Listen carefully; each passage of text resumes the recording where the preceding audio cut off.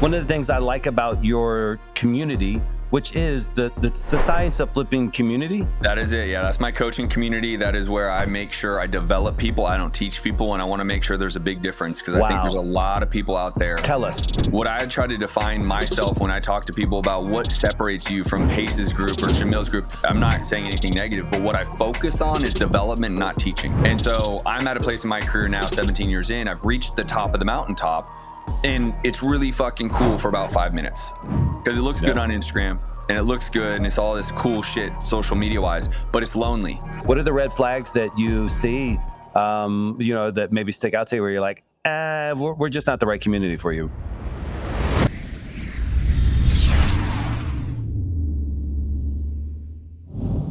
All right, guys, welcome to another episode of the Leads to Deals podcast, where we're going to talk about everything from leads to deals, and everything we talk about leads to deals.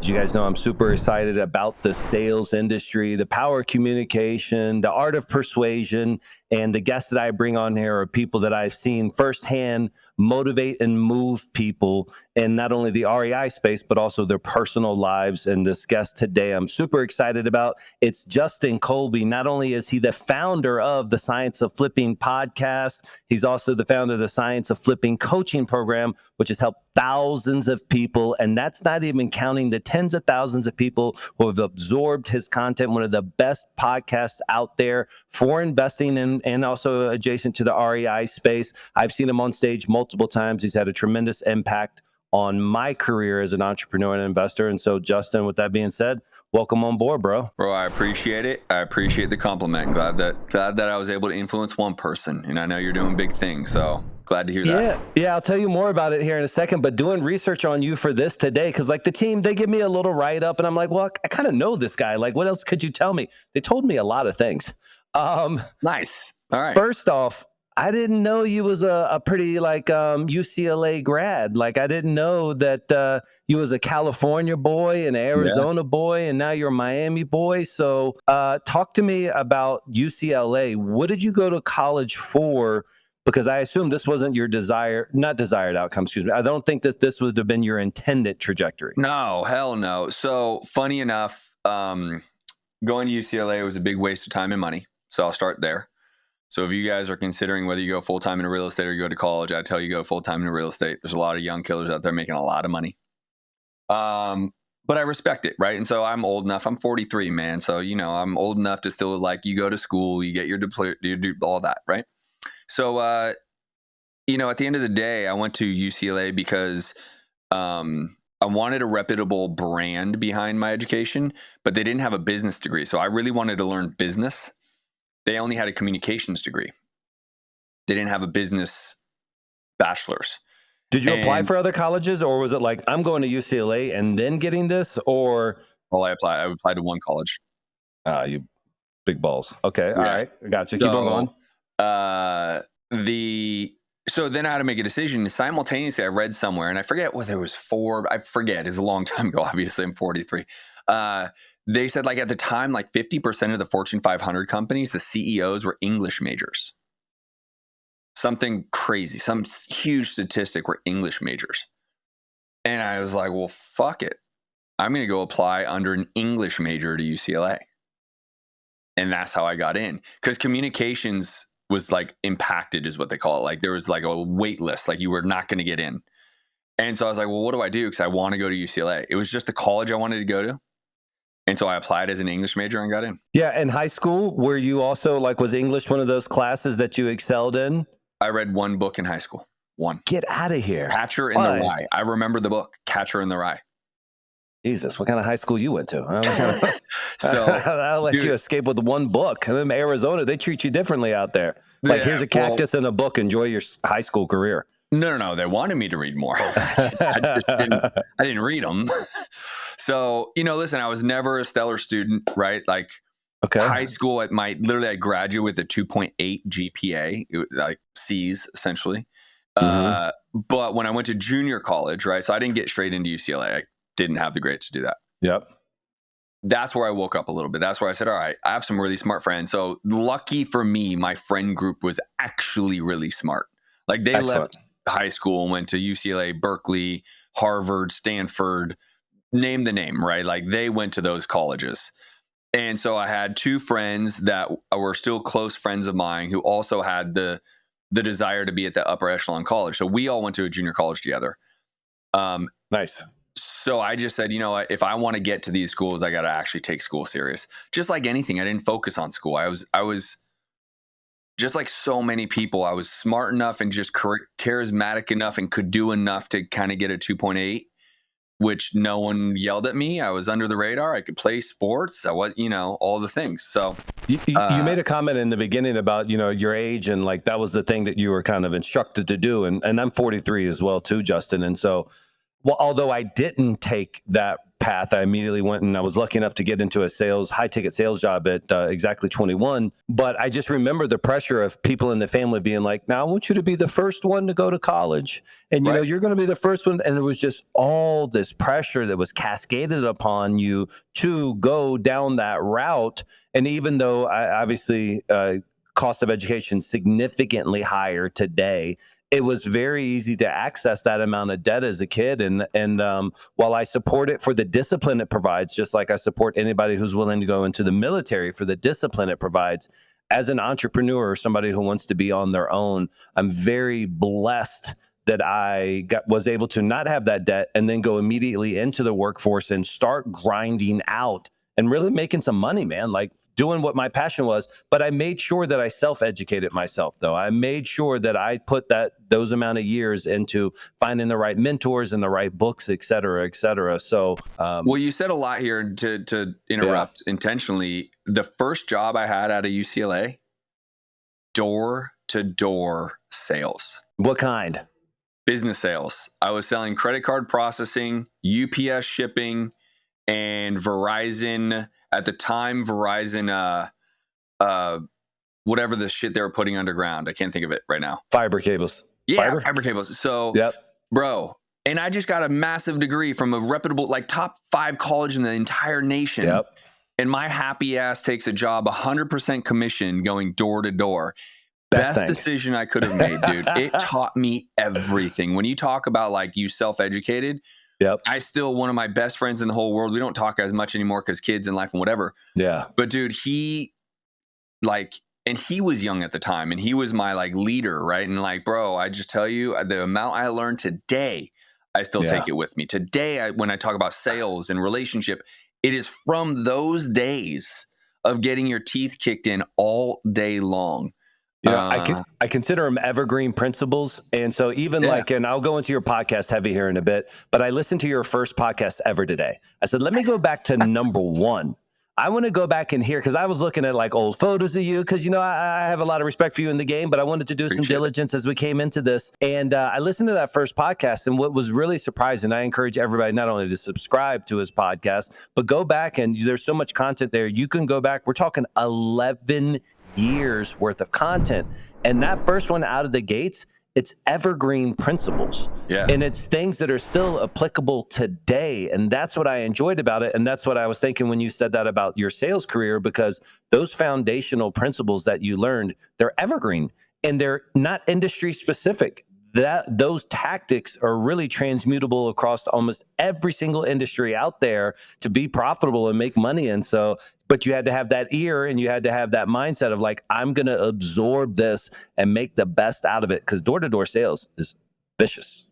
And it taught me everything. And obviously that's not where I ended up, but it was a game changer. And you said another thing I think I want to highlight for all of the people that look up to you and listen to this podcast regularly. You created your ability to go get an info diet. I say info diet intentionally because although you didn't go the traditional route of school, college, you decided and you chose what information you took in.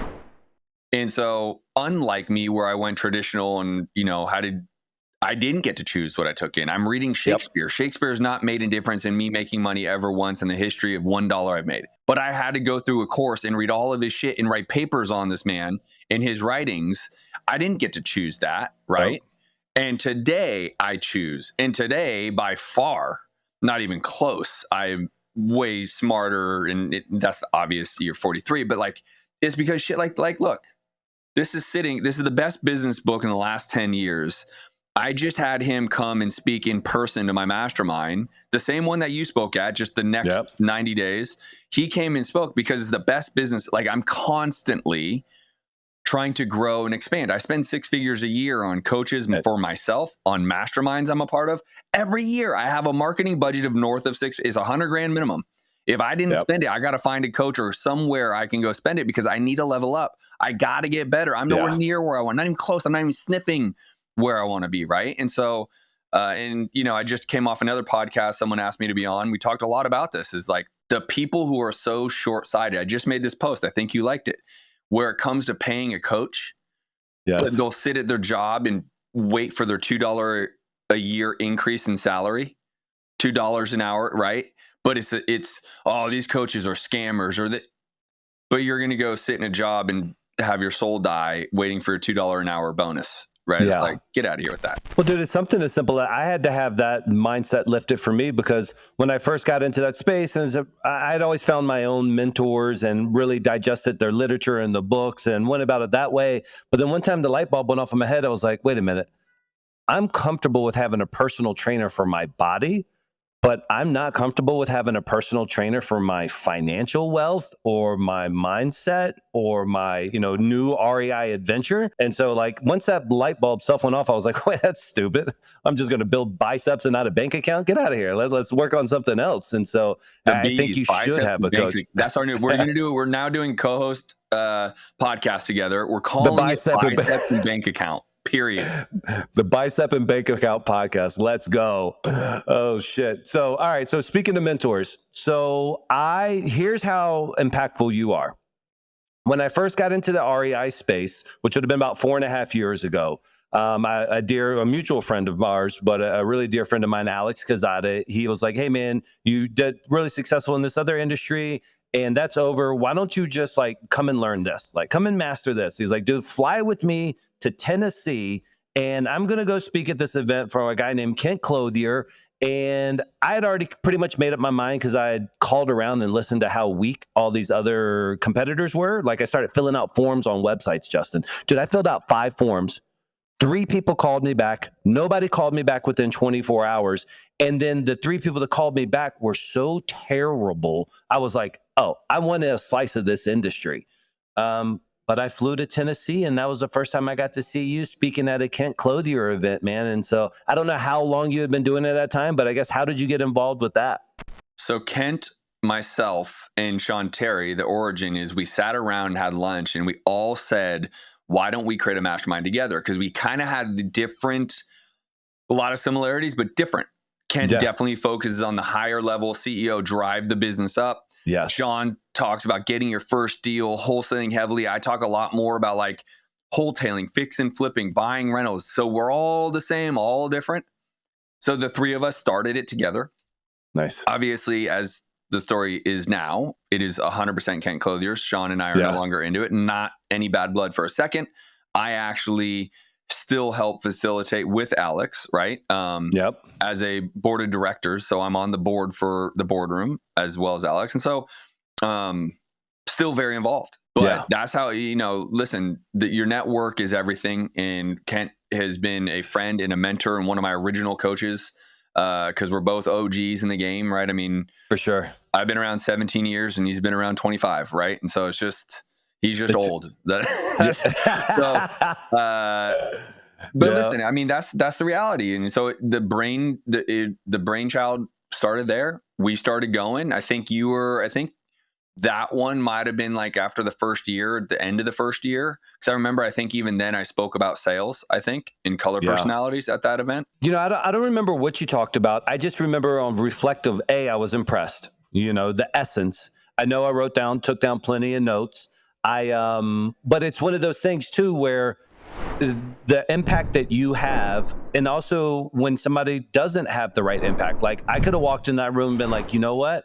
No, this ain't it, bro. What he's describing and how this is. And so all you did was just gas me up and push me over that ledge. But also, people have a huge responsibility when you come to these events that you have that level of authenticity, that you are able to convey and communicate and give some type of strategy and help where you feel like, hey, I'm better because I sat in this room. And so I definitely took that away from you. And then our director of sales, he was such a fanboy of you. I mean, that at that time, and he's established, he's rocking and rolling, and he's still a fan. But Alex's younger brother, I could have came back with a signed jock strap of yours, and he would have fucking put it over his mantle. That guy loved you so much.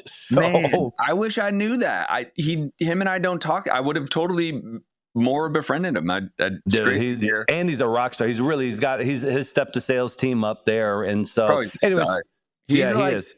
You and I have a really high energy, right? Yes. Which works really well in sales. He has that real calm, slow, like when he speaks, you listen type shit. Yes. And I love it about him, dude. He's a stud. And he's highly intelligent, and what he's really good at breaking it down to make it simpler for people to consume too. Not only just the sellers when you're in the sales transaction, but people that are asking him questions about the sales process.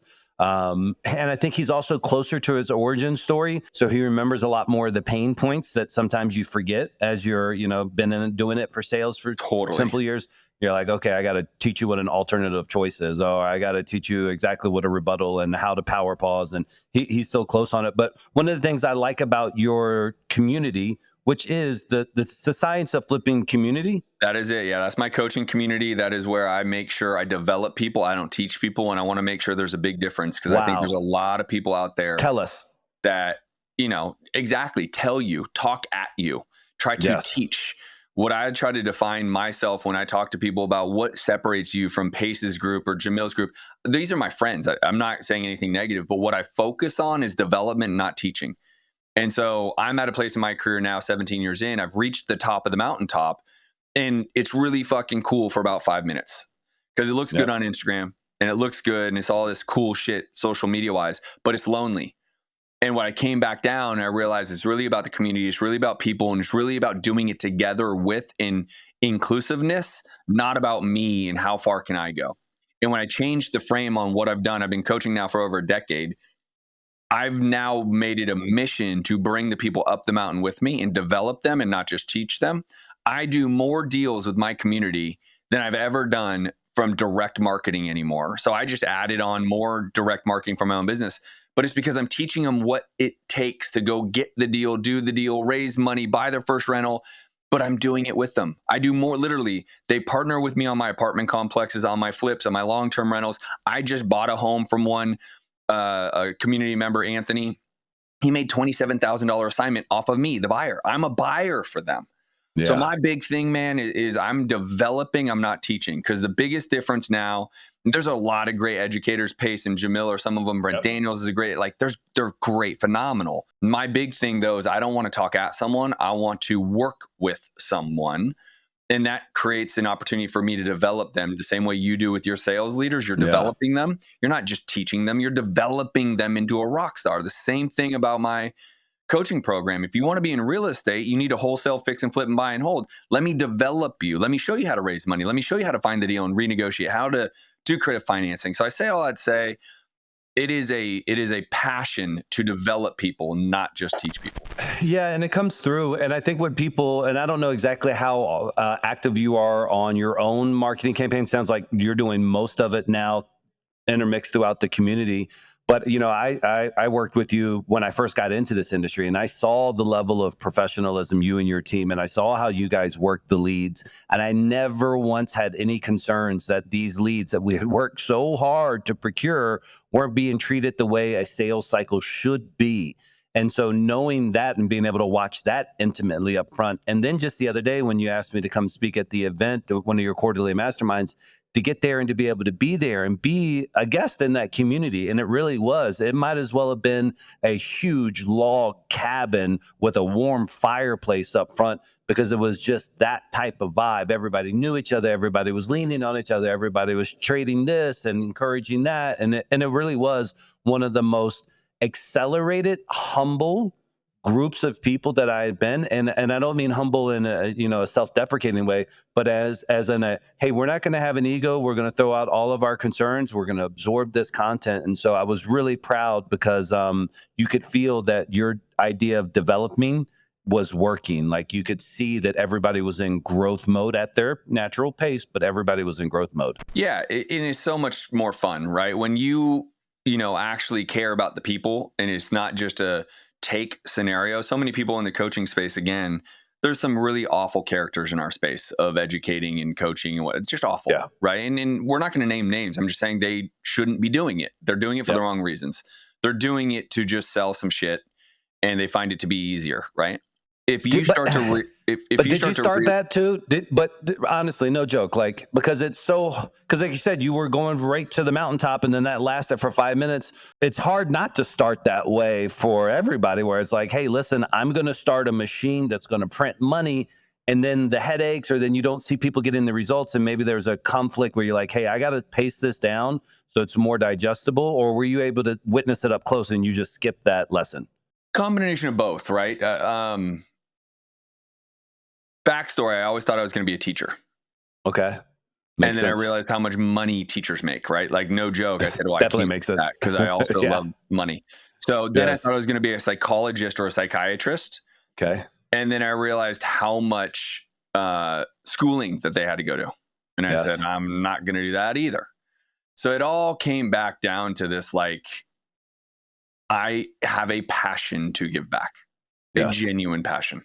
So it's just in me. And that's why that is intangible. It is not for everybody. So when I started going on the trajectory of building a business to print money, but I lost sight of the people that I'm doing it for, I stopped fast. And I said, all right, hold on.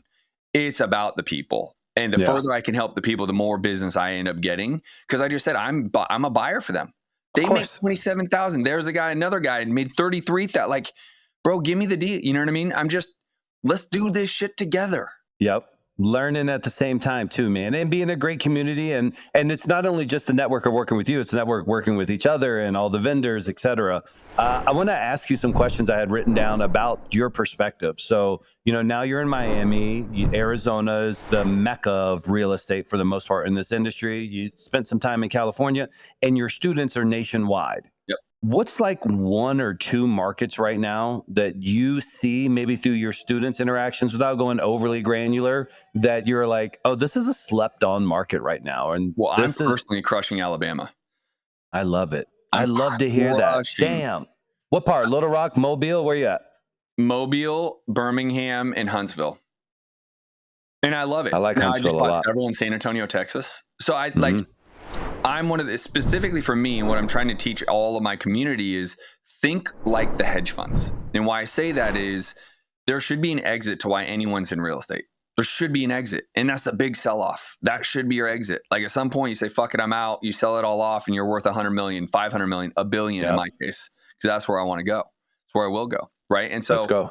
Then go into the markets that they want to go to. North Carolina, South Carolina, Florida, Alabama, Texas, Tennessee, Georgia. They love these markets. How do I know? Because I was in Phoenix when they got started. I was buying from the county courthouse steps every fucking day until the hedge funds got there. They would pay 110 cents on the dollar. I could pay 70 cents on the dollar, right?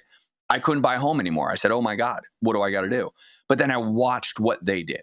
I just started following the actual money, not like, oh, someone makes $1 million, like the real, $50 billion fund money. $50 trillion, like whatever the numbers are. And I saw how they act, how they move, why they move, what is their agenda. I got connected to some people inside. It's not that fucking smart. Although they are some of the smartest people, like they do the thing that they know can appreciate with a good return on investment. And then they're going to sell it. Yep. That's it. So they have smarter people analyzing the economics of the world. Where are big car manufacturers going? Where are big chip plants going? Where's job opportunity? Where are sports teams going? I'm like, well, fuck, I'm just going to follow them. Yeah. And so shocker, I'm in every market, and I teach my members to be in every market that they were prior in, right? They're no longer as big as they were. They're definitely still around. There you go. I was waiting to see if you tied that in. Okay, great. They're definitely still around. Yep. They're just not playing it at such a high level, just like everyone. I think they're kind of sidelined a little bit on, wait for the economics. So I just said, I'm going to go do the same thing at a smaller level because I don't have 50 billion sitting around. Yeah. And I'll wait because then my exit is to them. So I'm buying assets that I'll be able to package up and sell to them in the next 20 years. Who gives a shit at that point, right? But I'm teaching the same thing because then my members are the references, like I'm the hedge fund to them. I have the money. So like I'll partner with them on deals that they don't have money to go do. I do. I have the relationships. I have the lenders. I have the money. We'll go do the deal together, right? But I'd tell them to go to those markets for the same reason I'm in these markets, because I'll buy it from you. We can partner. I feel good about those markets. How do you communicate with your community? Are you guys doing like weekly, monthly Zooms? Is it just downloadables? 5 times a week. 5 times a week. You ain't never heard a coach out there say this. 5 times a week. Are you pre-recording any of these and just playing them out? No, this is 5 times a week. You are with them, pouring into them, answering questions, helping them handle deals, secure deals, funding, help them overcome objections, like the whole thing. How do you structure a creative deal on this, right? Like, listen, I just got a text literally an hour before we came on. I'm going to say this. I love this shit. I got a text from a member who said, yo, it's Johnny here, bro. Just wanted to touch base with you. I'm doing somewhere between 4 to 8 deals a month straight off the MLS. Gosh, bless him. I'm not even spending close to $5,000 a month in marketing.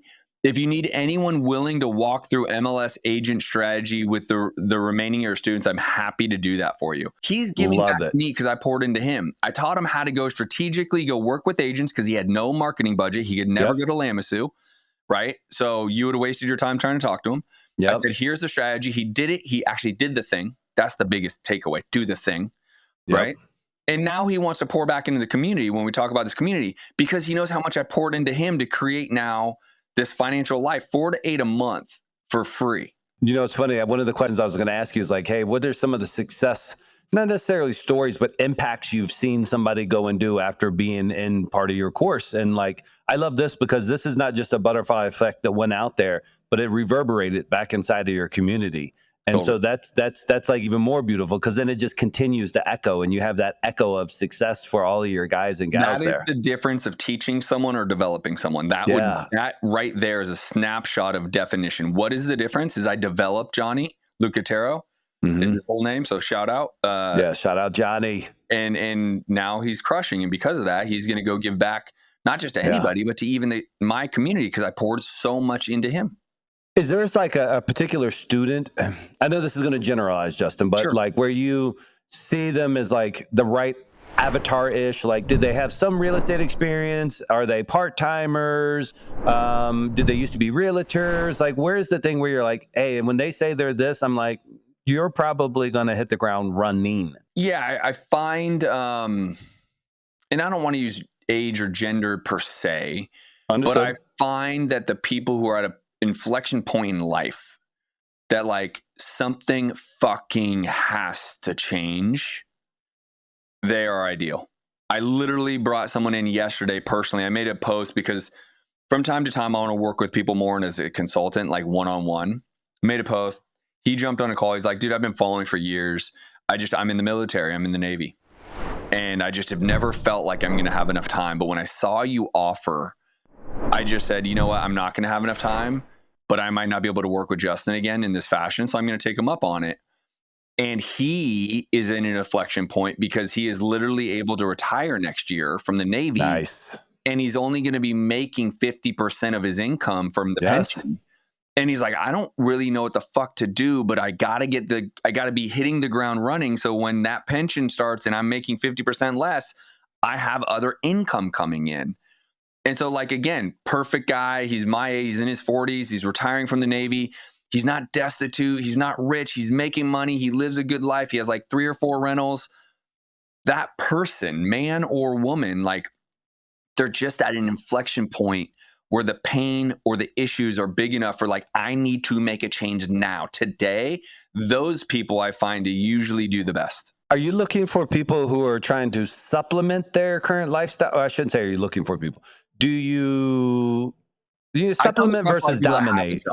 More people come to me that have a job that want to get into real estate, right? And they're looking to just add on some additional revenue or finally build this portfolio they already talked about, or exit out of their 9 to 5. Kind of a combination. That's kind of that is the whole, wheel, so to speak, is they usually have a combination of all that.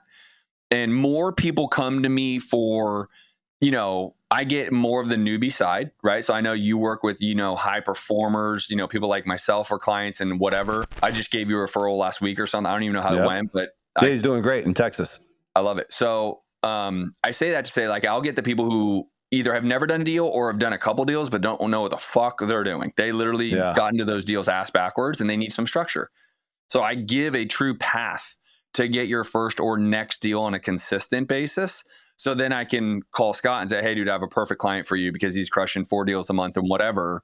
Yeah. He needs to start getting more leads in the pipeline because he knows what he's doing now. So I'm the guy that builds into your type of clientele. I'll get them there, or a boardroom. Like, the people come to me can't get in a boardroom. They can't, right? So I develop them so that someday I can say, hey, go get into the boardroom mastermind. Do you feel, though, since you're that initial filtration, if you will, and I'm sure there's even levels prior to, but it's got to be harder to spot the red flags because not everybody really should. You got to be careful who you invite into your community. It's no different than my office. If I bring in somebody who's cancerous or somebody who's not willing to put in the work, it can hurt. And so what are the red flags that you see, that maybe stick out to you where you're like, we're just not the right community for you? I'm trying to think, so I know you had some crazy people. Yeah. I mean, I just think anyone who would rather point the finger, like if I start hearing that a lot, but I'm a pretty, me as a friend, like I'm pretty brave. Like I'll call it out in front of the rest of the community. Hey, Fred, so you're just going to blame everyone else and none of this is your fault. Like there's 40 other people watching me do this to them personally, because I want people to recognize like everything is up to us, all of it, the good, the bad. Right. And so the thing that I try to weed out very quickly, because again, I have a business and so I do have a sales team. So it's not like I'm bringing people in myself. Yep. If I just hear someone that wants to excuse, I will just refund them. I don't want them there because it doesn't work for me. Like I can't deal with it. Yeah. Maybe they're not even a cancer to the other people. It's going to ruin my soul, right? Like, no, it's not everyone else's, issue. It's yours. So pony up and let's go, right? So that's what I look for the most. Yeah, and you could probably sense it by not engagement. What you just said is honestly the most mind-boggling things. Makes me want to reassess kind of how I feel about some of these other players that are out there. But, I know people who it's once a month, maybe, that they kind of get together on a Zoom or at best bi-weekly. Wow. And the level of pouring in that you're doing right there, I mean, it becomes self-evident if the guy misses 2 weeks in a row or multiple days. To have that opportunity 5 days a week to be able to confer with somebody. I mean, that's literally, it's a personal coach in a community environment. And so, dude, I couldn't be prouder of you for bringing that level of value to the marketplace. Like the science of flipping. But real quick though, it started as the podcast, right? That's where the originally podcast was turned into a coaching business, right? Because everyone would come to me, hey, teach me what you're doing. I'm like, well, shit. Well, hold on. I have a business here. Kind of very similar with my cold call center, dude. We started for ourselves. Somebody's like, well, what are you guys doing? I was like, we're just calling leads. They're like, can you call leads for me too? I'm like, yeah, I don't know. Like, I don't even know what to charge you, bro. I went back and looked at my original prices from like whatever 3 or 4 years ago. I couldn't believe I was even selling it for what I was selling it for because I just didn't know what to do. I was like, I'll just help some of my boys out, and that was it. Yeah. It's changed a lot. 11 years too, podcast, man. How in the hell did you keep that consistent for 11 years? Did you stop for a year or two in between? Where you were just like, I don't want to say there was a season where I was going through, we got tied up in a fucking terrible lawsuit, just kind of going through some dark times, right? Like, so I just wasn't very motivated. I don't think it was a whole year, but I took a little bit of time off, right? Just because I just had no motivation, right? Again, a dark season, right? Yeah. So we all have I've been pretty, I mean, there's like 500, dude, over 2 million downloads, bro. Like, But listen, because you've sponsored, and like my podcast today is not what it was then, right? Exactly. And what happened, and it's funny because I made a post in a mastermind we're both in right now, and people are pinging me like crazy right now about my podcast. I have this innate ability to know one day it's going to pay off. Amen. So I have 5 laws of success that I live by. And the first one is decide what you want and who you need to be to get it. Then you have to commit. That's number 2. So if you decide you want to be ripped and have a 6-pack, then you can't fucking eat donuts and drink Coca-Cola, right? So you got to commit to that. Then you got to take a lot of action. So you got to work out all the time. You got to get proper sleep. You got to do the thing to get the result, right? Then you got to be willing to be uncomfortable. That's the one that frustrates me, because as kids, we learn how to crawl, walk, swim, ride bikes, rollerblade. We fall down, we choke, we bang our head, we get stitches, we fuck ourselves up. And we keep going and we keep trying. Yep. And somewhere in adulthood, we're fucking terrified of our own shadow. We won't try a fucking thing for the majority of human beings. Like, I don't know. What if I fail? Well, fuck off. You're out, right? Like, I don't know. I don't know what to tell you if that's how you live your life, right? Yeah. So be uncomfortable, dude. Push yourself, because if you're not growing, you're dying, and all the other cliche things. But you got to be uncomfortable, because if you want to grow to where Scott's going to go or where Justin's going to go, it's going to be anytime you go outside of where you've currently hit, then it's uncomfortable. You're already outside of it. You've never been to this little. It's not even far. It's this little. That's uncomfortable because you've never been there. So then the last one is remove your time expectation of results. And that to me is probably the most powerful. And the reason being is exactly what we talk about. I went for 10 fucking years without making a direct dollar from my podcast. Yeah. And I kept just offering value. Yeah. And I flipped it finally. And it has financially turned into a full-blown PR agency, essentially. Great. And, but it's been great. And the traction's amazing. And the feedback's amazing. And it is passion for me, because it's back to giving back. I've created a business out of basically 10 years of grunt work and just delivering value. And I have the ability to not put a time expectation on when I was going to have the result.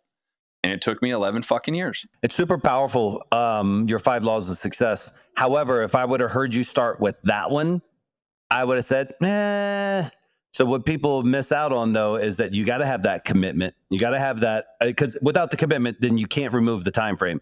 But if you have the commitment, then you can remove that expectation of that time frame, so that way you don't negate yourself out. And that's where that comes into play at, because it's really sage advice that because sometimes you might miss it just by a little bit, and heavens forbid you miss this crazy success by a 2-week self-imposed thing that you wrote down on January 1st. And that's when that whale deal was coming. And that's when that one mentor was destined to come in your life and you quit. So dude, I can't, and it's a powerful podcast. So this was the question: what 2 podcasts on the science of flipping hosted by Justin Colby and we're going to all go subscribe, and we're going to go listen to the one with a guy named Scott Morse and Lamasu Leads. But other than that one, what are the 2 most impactful podcasts that you would say go listen to? It's funny. You said something, my first ep, I don't even know what the fuck I talked about, but you thought it was impactful. Yeah. I might even say that, because I remember probably my first year, bro, I was delivering gold. Literally everything that I did in my business, I would deliver on every episode, because I wasn't interviewing people. It was just me. Yes. Marketing, KPIs, sales strategy, overcoming objections, creative, like the things. So I know it's a decade ago, but I think there's a lot of gold in those. I've been blessed now. I'm interviewing yourself and so many incredible practitioners. It is actually now, especially within this year, it's probably hard for me to choose one, right? I mean, we're talking about salespeople. We're talking about, creative finance specialists. We're talking about commercial specialists. They're all great, right? Like, there's all shit to take from. So what I think would be most impactful for people is and probably easiest, if you go to my YouTube, they're all videoed. Go look up Justin Colby, youtube.com/Justin Colby. Yep. And you can kind of play around, and it will be subject matter specific, sales, right? And cold calling or marketing or PPC. I have a lot of marketers on, right? Because they want to have exposure of what they do and why that way of marketing is the best. So like Tony Javier and 10X TV, right? Yep. Yourself. There's just so many great ones. It's hard, dude. But man, I'm actually thinking about the gold I delivered in that first year, dude. It was just straight out of my business. I would go through something, and I would go to my podcast, and I would record what I just went through. Dude, and you remind me really of kind of like the essence of, starting out. There's no expectations. You're really just talking to yourself. you're out there, you're talking articulate though. I was very, very impressed with the level of communication, because it wasn't like, is this thing on type thing? Like you were delivering value, but you could tell there was really no ulterior motive other than, this is something I believe in, this is something I want to do. And it carried through. There was no like, all right, now at the bottom end of this, you can click on this to check on this. And, there was no funnel. The funnel was, hey, I want to provide. And so I agree, man. I've listened to a bunch of them over time, but today I went back to the beginning, and it's cute, man. You should probably get your wife to go back and listen to it, and she'd be like, who's this guy? You'll probably use a little bit different verbiage. She would never. Anyways. Do you ever listen to yourself? Do you ever listen to your own podcast? I don't. And it's did not you ever in the beginning to like say how I get better? No, like in the beginning, did you ever listen to your own like? Oh yeah, to try to kind of come up with it. Like, did I like that one? I think I could change it. So I would do a little bit of that. Yeah. Right now, it's just really turned into, and again, I used kind of like, I'm the Oprah to the secret book, right? So my whole agenda now is to make sure everyone knows who Scott Morse is, Lambus who leads, right? So now I'm more of that, which frankly, I enjoy just as much, dude. And it goes back because I want to see my people win, right? Like, I want Scott to have the best clientele that possibly could, so he could win and we can have those stories. Because if Scott wins, I'm winning and you're winning and everyone's winning, right? So it's fun, dude. It's been, by the way, I like that you interview people on your podcast. I will tell you, keep going with it. And here's why. Yeah. Not for the obvious, like, look what I've been able to do. The fucking relationships and how much deeper they've gotten.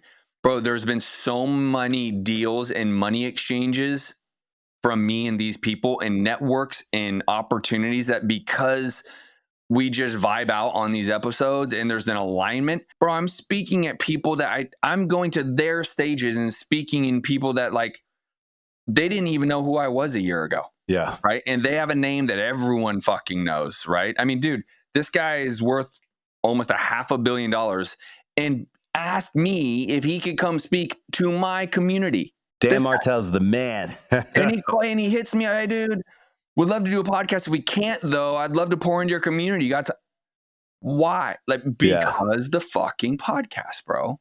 Well, I think what you said to me is really important, and I appreciate the advice and the good wishes on it. But I get to curate the people, and what it helps me do is also navigate to people I don't want to build relationships with, because there are people out there, and I don't need anybody's money or anything along those lines. I want to continue to always be prosperous and make money with good people, but also it allows you to kind of curate the people like you bring into your community. You're thoughtful. You're not going to bring somebody into a community who's like, hey man, I got a 50% rev share on this little thing over here. And you're like, this widget sucks, but don't worry, we'll make a bag.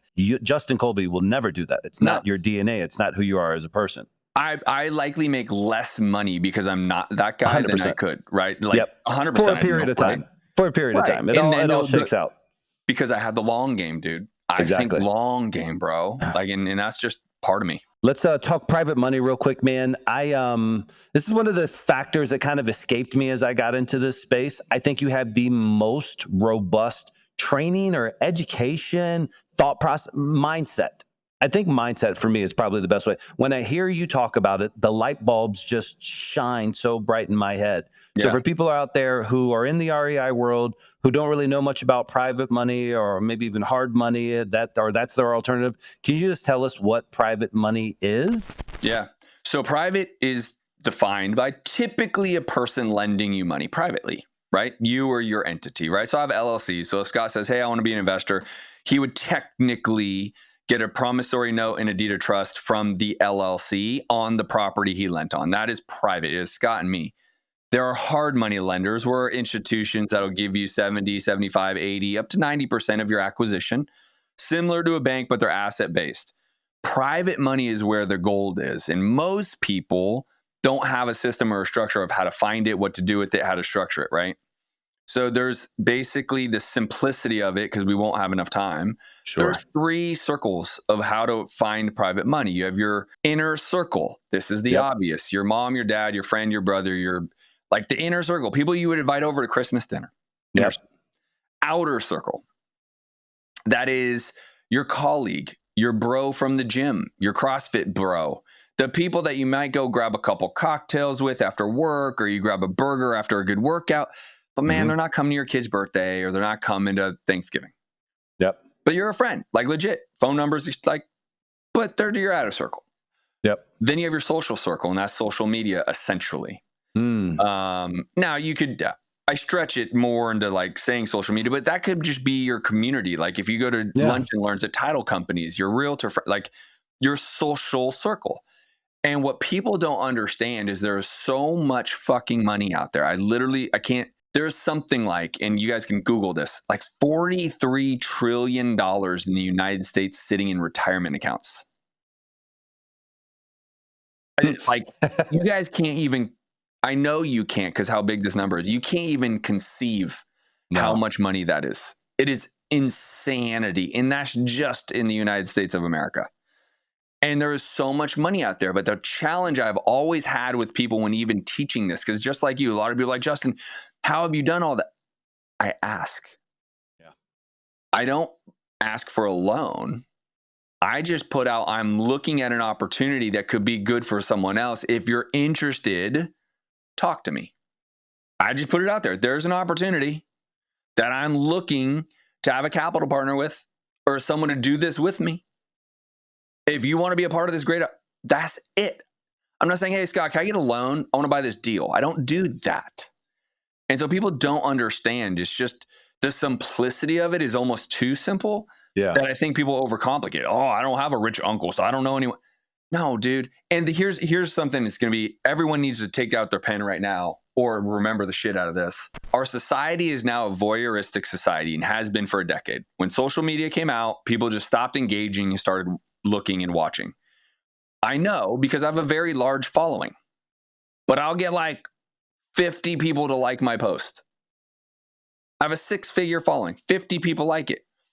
Right. Well, that doesn't actually mean only 50 people saw it. It just means those are the 50 people that actually took the time to engage. No one engages anymore, right? The posts that I make in social media that get the highest engagement are always of my family because of my babies and I have young kids. And people just generally love that. You have a post, dude, I had a post that had 25,000 views on a reel. Yeah. It had like 37 people like it, but 27,000 people saw it. Yes. It just, so the point being is, if you post something with intention, people are going to see it. Don't worry about whether they engage with it. The right people will. I don't know anybody. Well, how many people do you have on Facebook and Instagram? I don't know, 2,000 people on Facebook and have, 3,000 people on Instagram. Great. Post it. Yeah. The person who would be interested in lending you money or being a part of that deal, they will comment. What's crazy too, man, is even the people who are in the industry who don't realize how simple it is, how tangible that your process is. It's like there. You go follow, join Science of Flipping. You're doing deals. I have so many of my affiliates right now that need private money, but they don't realize it, right? Like they're stuck on this drug of wholesale deal. They're not really stacking enough to fund their own deals. And more importantly, they don't have a risk tolerance, or what they look at is this. They say, okay, all right, we got 70,000 in the bank. And so I could spend this much more on this channel and this channel and this channel. And all they're doing is just rat race faster. And at some point in your wholesaling career, for you guys and gals that are out there, you have to look back at the portfolio of everything that you've gotten rid of and you've wholesaled to the local investors in your town. And you look and say, if I would have had the capital to take those down, how many more millions of dollars in value or cash would I have in my hand? And once that light bulb goes off, then you need that solution. Okay, all right, well, how can I get the capital to take these bad boys down? And after listening and watching and seeing your students with their own build their portfolios, which I thought was so impressive, I said, it's this strategy on private money. Yep.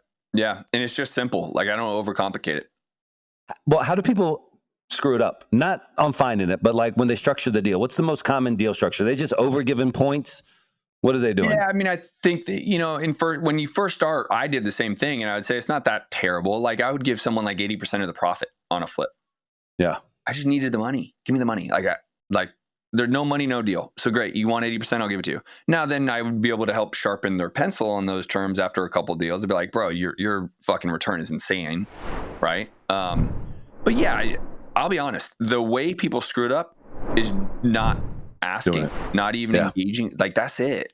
Because, how it gets structured is easy. Even a title company will write up you a prom note or a deed of trust. Like, don't worry about that. I have them for all my community members. I give them mine, right? But people screw it up because they get scared. They think they're going to ask up for a loan from a friend and never be able to pay it back or something, right? And so they don't do it. And I just say, stop. Yeah, it's evergreen. It's evergreen. I wanted to ask you a couple of last little questions. The market shifts, ebbs and flows. I've only been in it for 4 years, but I've seen it's been what I feel is a tumultuous 4 years. Not bad, just tumultuous. It changes. It changes a lot. And so I wonder with you and your community, are you trying to master, let's take novations for an example, which is a viable exit strategy that is more used now than it was, let's say 4 years ago. Are you and your community, are you saying, hey, let me bring in that subject matter expert? Or are you saying, hey, guys, I kind of already know this, but I'm going to go study it up and then I'm going to bring it to the house for us to devour? Like, where's your kind of mindset when these new shifts happen? So it's kind of a combination of both. So I've been around a long time. So I was doing novations before people called them novations. What did they call them? I basically called them net listings, right? Like we would contract it and basically put it on put it on the MLS, right? Yeah. And so my version of a novation, this is how old I am, is I would actually do the remodel on the home and put a lien against the home for the construction part and then share in the revenue with the homeowner so that they could get the higher number that I couldn't reach if I was just going to buy it from them because we forced the appreciation because I did the remodel. That was a novation, right? Where they stayed on ownership. I leaned the home. I paid for the construction. We sold the flip. They made the money they wanted and I made some money. I say that to say, but I was doing novation. So I will still teach novations, but from time to time, there are subject matter experts like a Nicole Espinoza, short sale expert. I'm not going to go I would rather bring her into my world and allow her to be the expert. There's a cold calling expert. This little guy named Sky. He's a pretty cool, neat guy, bright blue eyes, charismatic, high energy, right? Like I've done sales my entire fucking life, but do I have to be the cold calling? No, I don't have to be. Like I would bring you in. That's why you spoke there. Yeah. So, it's a great question. Creative financing, obviously pace leads the pack and all that, like by far. But I've done a lot of fucking creative financing deals, so I don't need pace to come in. Yeah. I've done hundreds. I've done 3,000 plus deals. Like, does that make sense? So I think it comes down to what the actual thing is. I'm buying apartments, but would I consider putting together a full training? Probably not. I probably would bring someone in who has a vast, apartment, portfolio. Section 8. Do I know Section 8? Am I doing Section 8? Yeah. Can I teach it? Yeah. Right. Do I need someone to come in? Not really. It's not overly complicated. Right. So it just depends on what it is. But I don't need to be the guy for every one of those things. What I need to be the guy for is investors need to be dynamic. And that's what I pride myself on. I am the coach, the mentor, the consultant, the leader who will force you to be a dynamic real estate investor. So you're not just a wholesaler, you're not just a fix and flipper, and you're not just a landlord. You do them all. And when you understand what Scott knows and what I know, which is just about bringing in opportunities, then let the building, whether it's a single family home, apartment, storage facility, let the building tell you what has the most potential. And then you use that to decide what are you going to do for the exit. Are you going to rehab it and flip it? Are you going to keep it as a long-term rental? Are you going to rehab it and, refi out? Like, what are you doing? But let the potential of the building, because you understand your focus is on bringing in the opportunity. When you have that, the building speaks for itself. Then you are dynamic, right? That is what I am the guy for. I do not want people just being wholesalers. I'm tired of the bullshit. I wholesale, but if you're a hammer, everything's a nail. Amen. Amen. And I've heard your story before. Matter of fact, I met you kind of at the beginning of your transition story where you had gone through years and years and years at some point, and I don't know when the pivot was, where you were primarily, if not exclusively, wholesaling. And then that light bulb went off like we were discussing, where it's like, hey, man, this is an opportunity. I have missed out. And so now let me take that lesson and let me correct it. And then that's what you're helping people do is miss out on some of those opportunities that they It's an and, not an or. You should wholesale, but you should also fix and flip, and you should be buying rentals. Biggest mistake, hands down, by far, not even close. I didn't start buying rentals soon enough. That's it. It wasn't the 7 figures I lost on a development. It wasn't the $250,000 on a high-end flip. Those are losses for sure, but they aren't the biggest. The biggest is I would have hundreds of millions of dollars to my net worth if I started buying homes 12 years ago, 13 years ago, 14 years ago. I started 17 years ago. So even then, I'm not even saying from day one. I'm saying like start 4 years in. Fuck, like, yes. I would have hundreds of millions of dollars. What it's kind of wind it down with this question. I want to pick your brain on the future. You know, you have a beautiful wife. You have 2 awesome kids. Thank you. Like, and I've seen them now, and you're anyways, you got a beautiful family, man. Dude, I'm super proud of you. I know you're a good dad. I know you're a good dude. How does that impact maybe some of your vision for the future for your coaching community? In other words, are you going to keep it more, or are you going to go balls to the wall still? And so I love this question. Here's why. It's because something is actually really genuinely on the top of my mind because of the babies and what I am. I just had a conversation this week with my wife. And I said, the last 9 months to the year, I've let my foot off. Like I haven't been the lion that I need to be. I can make the excuse. It's an excuse. Your wife is 5-6 months pregnant. She's starting to get over this whole pregnancy thing. Yeah. The baby's born. I want to be a good husband and support and up all night and feedings. I'm that guy.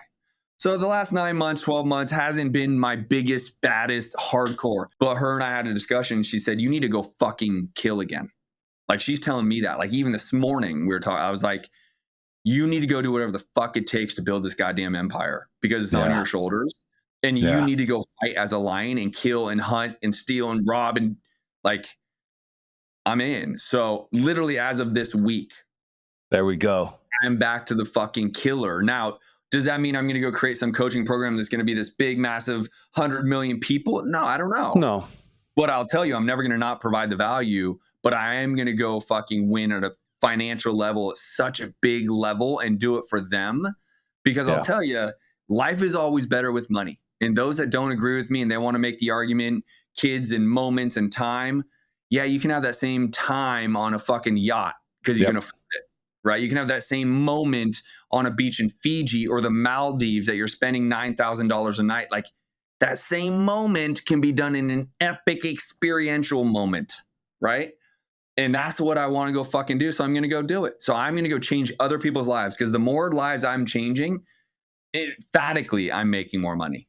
So the more lives I can change, the more I can grow this podcast, the more I can coach in the science of flipping, the more I can do all that, the more deals I get done, the more apartments I buy, the more wealth I accumulate, the more the banks will lend me money. I'll never pay taxes again. I'm fucking a lion again and I'm going. And it all came back this week. Dude, I love it. As a dad, how old's your oldest? 3 years old. Dude, I'm telling you, being a dad is the coolest fucking thing that's ever. And I take so much pride in it. I love it, man. It's the best. It's the best investment. And I'll tell you, not only is it the best, but it's significantly harder than running a 180 person office over here. Like significantly, like I lose every negotiation battle with my 3-year-old. Everyone, I'm over. I'm over, Scott. I literally am on social media asking people, does someone have some advice? I've lost all of them. Dude, it's crazy. You got anyways, you got a long opportunities, a lot of great photos, and a lot of what's cool is what we do, and especially what you do, is one day they're going to be teenagers or younger, and they're just going to Google Pops.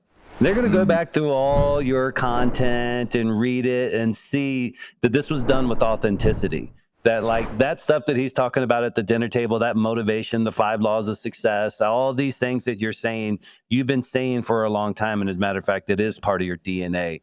And it's not just something you're saying to them. And they get to see the impact that you're making. And there'll be more success stories over the next couple of years. And so I'm very, very thankful that you came out to speak with me today, man. I appreciate what you're doing. The Science of Flipping, both the community and the podcast, is having a tremendous effect out there.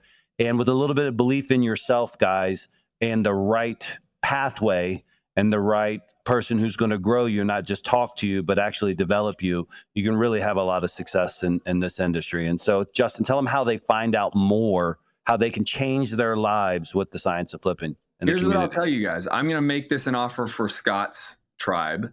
If you want to actually talk to me, I'm going to give you an opportunity. No cost. Go to workwithjustin.io. It's an application, workwithjustin.io.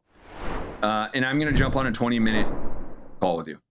Nice. If I feel like that I can genuinely make an impact on your real estate business or your business or even getting your first deal, I will offer you into my community at an investment. And if I don't think it's the right fit, then we won't. But I will happily help each and every one of you because I know I believe in all of you listening more than you believe in yourself. Yep.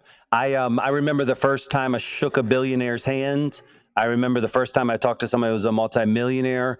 I know what it's like to have to go decades without having that opportunity. And a lot of guys and gals that are out there, they don't have that circle. And, you know, you are the average of your 5 closest people. And so for 20 minutes, you have the opportunity to really kind of get a vibe and talk to somebody who's at not your pinnacle potential, but he's on his pathway, and you can also be on that same pathway. And so the fact that you do that, what's the name of the website again? Because this is so awesome. How do they get a chat with you? With Justin.io. And there's no salesperson getting on the phone with you. There's none of that bullshit. I will literally just give you a 20-minute strategy session to figure out where you're at. What are your challenges? Where do you want to go? And why aren't you there yet? And I'll say, here's a couple of answers.